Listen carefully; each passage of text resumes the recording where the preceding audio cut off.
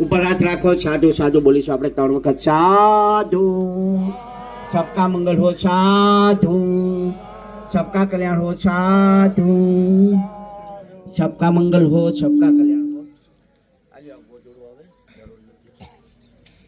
ઉપાસક ને તમારે એક ઉપાસક છે, તમારી જેમ જ 2 આંખો છે, 2 હાથ છે, પગ છે. અમે કઈ અલગ નથી, ડિફરન્ટ નથી. પ્રભાવમાં પણ નથી આવવાનું કોઈએ. અમે કહીએ તમારે માની પણ નથી લેવાનું. તમે જોજો જે તર્ક વિતર્ક કરવાનું. હું તમને કહું એ તમારે માનવાનું નથી. તથાગત બુદ્ધે ક્યારે એમ નથી કહ્યું કે હું ભગવાન છે.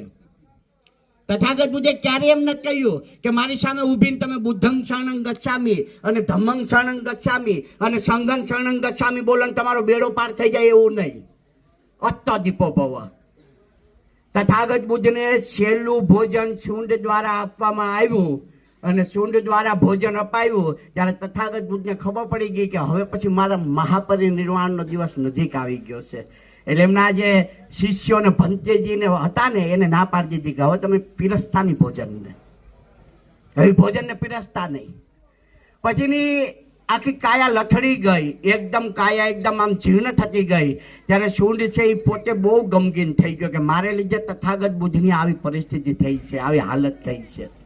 હું આ હાલતનો જિમ્મેદાર પોતે છે, આ હાલત મારે લીધે થઈ છે.